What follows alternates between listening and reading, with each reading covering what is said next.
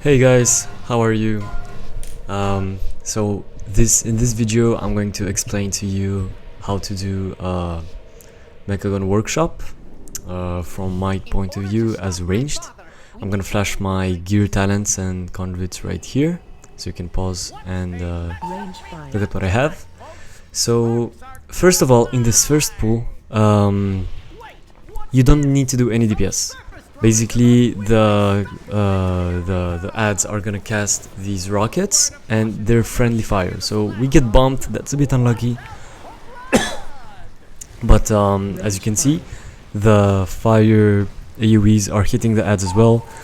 We're not doing any damage, but the pack is dying. If we can stack properly here, the pack can die in like maybe like a few seconds. But this took a bit longer just because, you know, people are not used to it yet. We're getting bumped like in all directions. Here, so in this boss, you have to bait the this boss, the cart, I'm gonna call it, so that we can hammer it afterwards. I think the hammer does some damage. I'm not sure. I think so. I know that the hammer removes the plates on the other boss, so the tank has to go around with the other boss and remove its plates while we kill this boss, and then we can just cleave them down once the other boss doesn't have any plates anymore. So as Arcane right here, I just CD on pool. There's nothing really you need to hold your CDs for. Then there's this mechanic where, so basically it's a fire thing on one target, so this time it's me. I have to bait it in a straight line, because if I wiggle left and right, it's gonna do a lot of damage. And the other people have to stay behind it. Here our healer and the warrior died, so we had one CR, we decided to CR the healer. So after this mechanic, it's the bait mechanic again, the one that you have at pool, so you have to try to bait it towards hammer, and if you don't, it's fine. Gotta dodge these wheels as well. So as you can see now, it's vent jets on the healer, so we stay behind. So as you can see, I'm taking very little damage, and the healer is taking a lot because he has to stay in front. I'm still using a defensive because this does a lot of damage, even if it's just a 16. So yeah, basically this is it. As you can see, the rogue baited it perfectly on the hammer, so now we can bait this hammer one more time. And my CDs are ready, so I'm just CDing again so we can kill the cart and then just kill the other boss. For the Affix, the new seasonal Affix, I am picking Mastery as Arcane. Because Mastery is good all the time, crit is good only 12 seconds every 2 minutes. So yeah, just in my opinion, pick Mastery. Versa is not worth it because it gives you very little Versa. I have 2 weak auras, one weak aura that reminds me to pick the Shrouded Affix at the beginning, and one that automatically picks it for me. I'm gonna link both of these weak auras if you want me to. Just tell me in the comments below. And now when we kill this boss, we just have to finish the pummeler, and then we are ready to go down.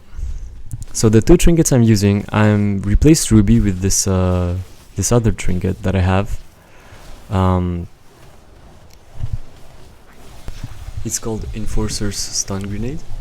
And it gives me about 900 versatility for 20 seconds, and it's a 2 minutes cooldown. For comparison, Sigil gives me 1200 every 5 minutes, so it's a very good trinket. The only downside I would say is that it doesn't have any main stat. It has versatility as a stat, but I guess it's okay. I think for the on-use, the fact that as Arcane we gotta play 2 on-use trinkets, this is very good. So you finish this boss. Those are all the mechanics. I think I've explained them. You get dragged down here, and you can play these ads or you can skip them. I think we did skip them. Don't remember well.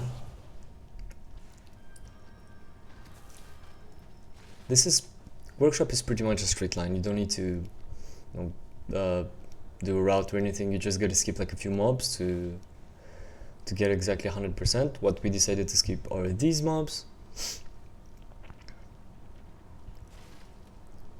And then on these ads, basically, when they die, they cast a thing that is really deadly. So Range 5. you gotta LOS here.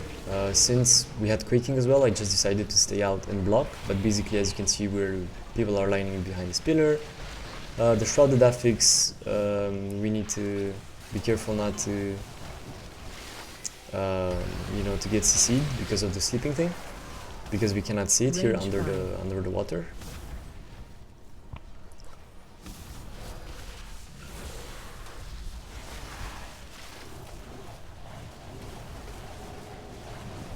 And then we just kill this pack, we kill this next one as well, and then it's the big shrouded affix. Range 5. This is how it goes. There's nothing more I can help you with here. It's the same ads. I think you can line them on the other side. It's a bit better because this is a bit far, as you can see for the rogue and the warrior. You can also skip this pack on the right side if you just walk. I didn't know this, but I tried it in a later key, so you can just skip this instead of shrouding what we shrouded earlier.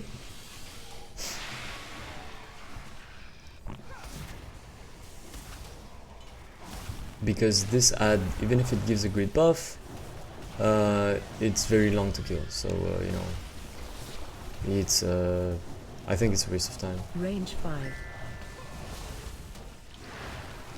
As you can see, I have my sigil ready for the boss. Also, it's just a 16, so my CDs line up a bit weirdly, but this is more of learning how to how to do the mechanics as the spec video. Range 5. I gotta kill the shield.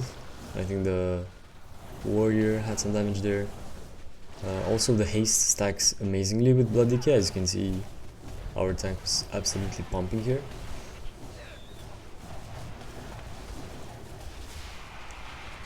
The monk touched it. Range 5. And then on this boss, basically, it's gonna drop a box on a random player. So at start, you don't have to do anything. You just DPS until the box comes down. Look out below! So it's on me, as you can see. I just move away. Now the tank brings it close, and we are going to LOS when the next phase comes. I knew I should have walked you earlier. We LOS behind this. You can cloak or block this. And now we move away because there's a new box that we are going to bait, and we don't want to bait it next to the old box or it's going to explode. Like, this is a bit far, so it's fine. And especially the thing we don't want to do is this jump. So if that jumps goes on the box, on the new box, it makes the box explode. So when the AoE thing phase goes again, you cannot dodge it anymore. Range 5.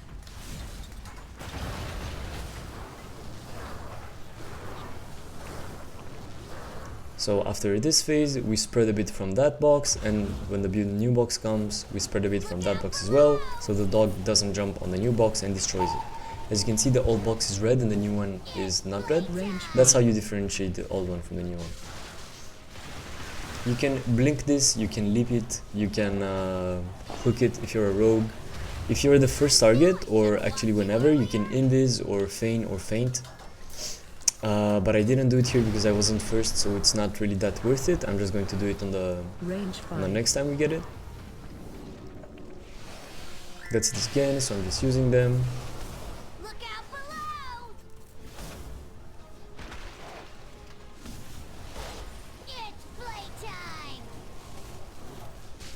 Yeah, I missed my invis there, but I can invis it before he jumps. So basically, not before he starts jumping, but after he starts jumping, you invis it or you faint or you feign, and you can skip it.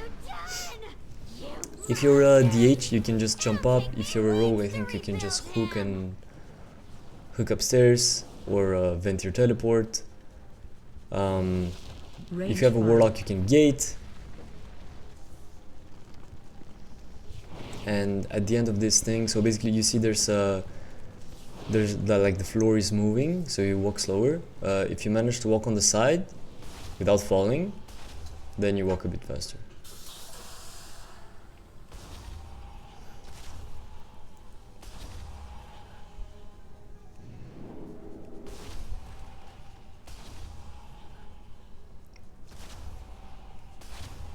Warning. Excessive And then here you levels don't of want to aggro all the yellow ads, you just want to kill this alarm bot. There's an Affix on the left side, so you know Range you can five. just pull that as well with this first pack. to quell the disturbance. I'm focusing the Infiltrator as a main target just because it's the one with the most HP, and I'm staying in range just because there are some weird cleave AoE damages on the in melee, so I really want to stay there.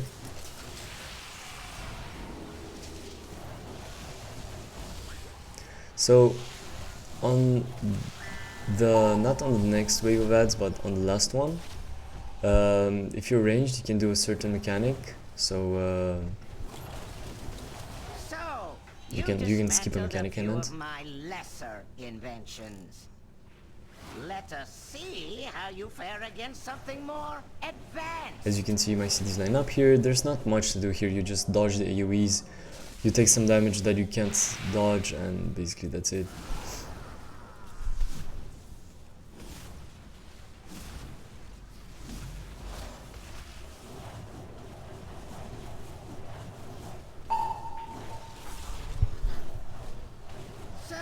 So this mob, basically, it does two mechanics. First of all, there's a frontal called Sonic Pulse, in which you don't want to be because it silences you for 10 seconds, and 10 seconds is a very long time. Range 5. That thing, Sonic Pulse. So I just walked away from it, but anyways, there's a frontal called Sonic Pulse, you don't want to take it. And then it does like this blue thing on the floor, that thing. You see the melees, they have to get on the floor where there is not blue. So imagine like a pizza and you take out the pizza slice out of it. Well, you gotta get in that pizza slice, the place where there's no blue on the floor. But since I'm like very far, I can just outrange it. So yeah, you got these three phases and then you gotta walk here. Range 5. And then there's this phase. So keep in mind, you cannot cloak or you cannot warlock gate. You cannot even warlock summon after this phase, so you have to do it. You can teleport, so if you have Venture Teleport or like a Mage Blink, and this is what I do here, I just blink. But I failed my blink. Range 5. Anyways, you can blink it, trust me, it's just that I failed it. But you don't need to blink it, you can just go on the side, and then... the tank failed it as well. So as you can see, I managed to blink it there. I didn't know there was an ad here. I was just baiting one of, trying to get one of my procs. So yeah. So as you can see, you can blink it. And yeah, you gotta kill this pack. Ideally, you wanna last the first boss, this third one, and the last one. Maybe in very high keys you'll be able to last all four, because you do have the timer for that.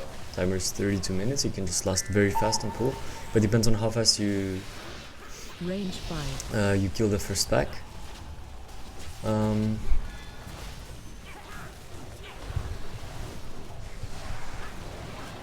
So this shield generator thing, you don't want to kill it. The tank needs to tank it outside, and you stay in the shield because you take 75% less damage if you stay in the shield.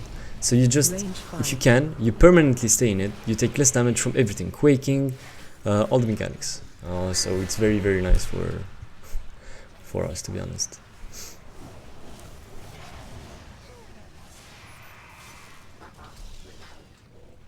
And then you just bloodlust on pull. On this boss, basically you just want to dodge everything. There's no special mechanic. There's an ad that spawns, as you can see the turret, that the tank needs to tank the boss on it so we can cleave it off. The turret targets someone, and then that someone, gets a lot of damage. You gotta dodge these orange things, flamethrower things. I soaked it, so because I soaked it, I just blocked it, because the debuff just kills me. Like, I don't think the healer can kill anyone that takes that debuff, even if it's just a 16.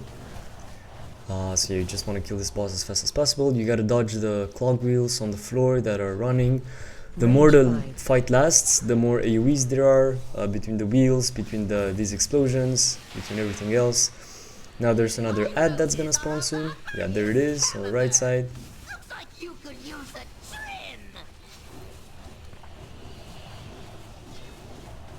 Consider this your Range burn 5. notice. And then you dodge these flamethrower things again. So yeah, the rogue and the warrior soaked them. I think the rogue just cloaked it, and the warrior is getting killed as much as possible. But this is what I was telling you. He's dying. Like it's super hard to survive that that thing. Maybe you can if you have like a lot of defensives, but it's very hard. So yeah, as you can see, there's more and more things to dodge. There's more and more fire mechanics. There's more and more clog wheels, and that's it. There's the turret again. But I have my CDs, so I'm just staying here and I'm just pumping the boss so that we kill it as fast as possible. Gotta dodge the flame things again. I soaked one, so I'm using invis to take less damage. I'm on alter time as well, so when I'm gonna take one more tick, I'm gonna alter back so I don't die. And with all my defensive CDs, literally almost all of them, and the healer pumping the healing out of me, I managed to stay alive. Here you can release. So there's one thing we did wrong with these ads. So you can play both together. The spider tanks, they just do the sonic pulse mechanic. So there's frontals, but you have to focus the second one, because there's an RP that's gonna start when you kill the second one. So you want to try to... Oh my god, so that was a very big mistake of me. I don't have block here, so I pressed my CDs, and right when I pressed them, I got silenced because I didn't dodge the frontal. Range 5. Yeah. So when you kill the second spider tank, the one that we're supposed to focus, yeah, I tried to move out of this, but I failed, so it hit me again. Okay, so we focused the right one here. As you can see, when we kill it, okay, the other one got touched, so we couldn't see. But this robot thing comes when we kill the second one. So you wanna kill that one first. Then you click on it. There's like a thing where you go up. Since we skipped those 3 ads, we were like, let's just try to play everything, and that's how we were going to get our percent. Range 5.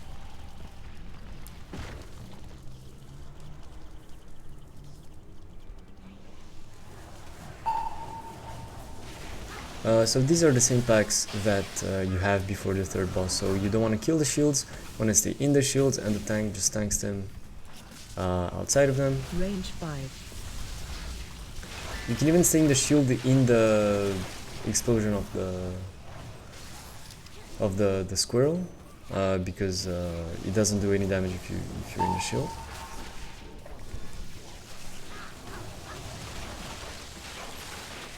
See, so I'm gonna stay in the shield, and then we take no damage from it.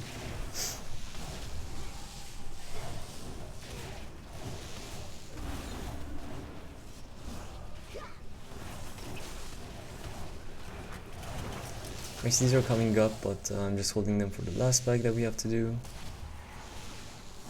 Range 5.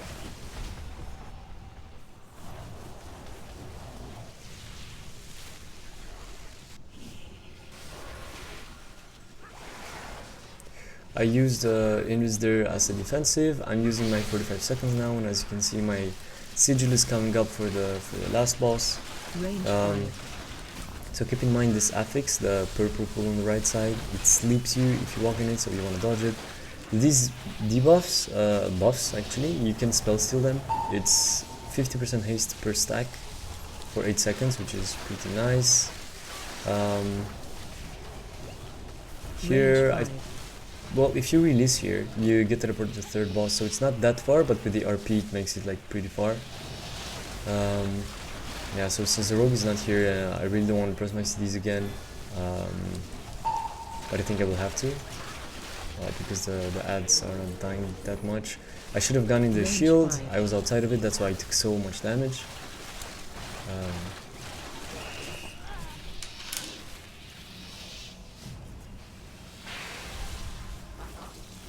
So what I decided to do is to do my 30 seconds here, just so I get him back for the boss, not use everything. I'm trying to get my stacks as well, which I didn't before boss pool. you should try to have it, of course.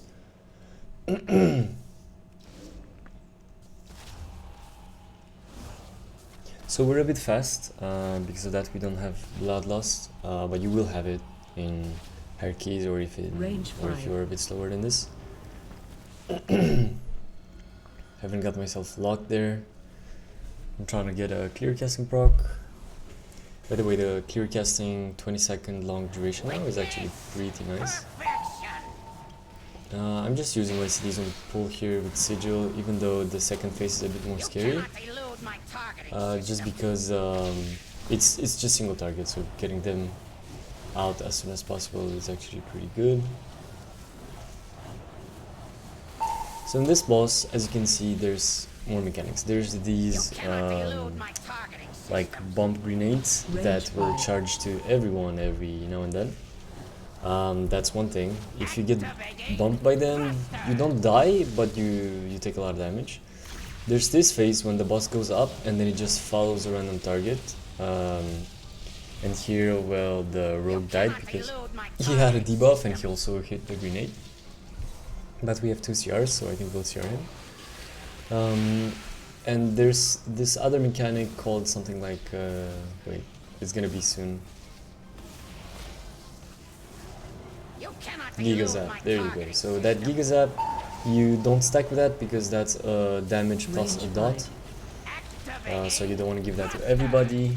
And these mechanics are very similar to what you will get in P2, because this is only P1. So yeah, you don't want to get hit by that. You dodge the Giga Zap, you dodge these grenades, basically that's all. There's not much more to it than this.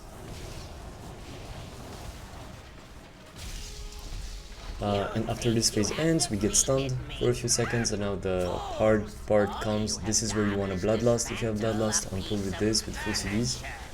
As you can see, my CDs line up with the with this first pull as well, and this happens in a bit higher keys as well. So yeah, this is Giga Zap, but the boss does it 3 times. So what you want to do is spread out, because if one person gets it twice, that person dies. So you want to spread so that the 3 people that get it will not spread it to anybody else. And apart from this, it's the same thing. There's a small issue with this boss. Yeah, so there's this mechanic called Magneto Arm, I think. You wanna, yeah, you wanna get away from it a bit, not stack with it. Range 5. And yeah, basically that's it. In front, you gotta be careful when you're melee, because you can fall down. If you get bumped by the thing, you can just fall down and die. And this boss is, well, since he's in the air, my Arcane Orb doesn't hit it. So if I press Arcane Orb now, as you can see, I don't get my second charge because it doesn't touch the boss. That's, well, that's, yeah, not the best thing ever.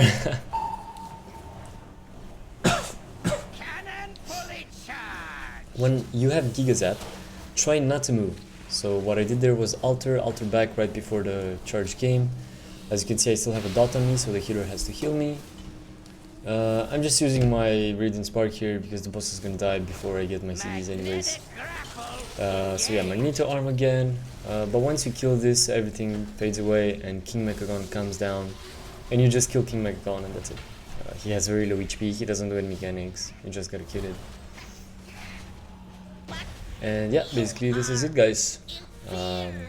See you on the next one, and tell me what you think about this in the comments below, and if you need any additional information. The Mech Originator has been destroyed, and so has my father. You have my gratitude, heroes.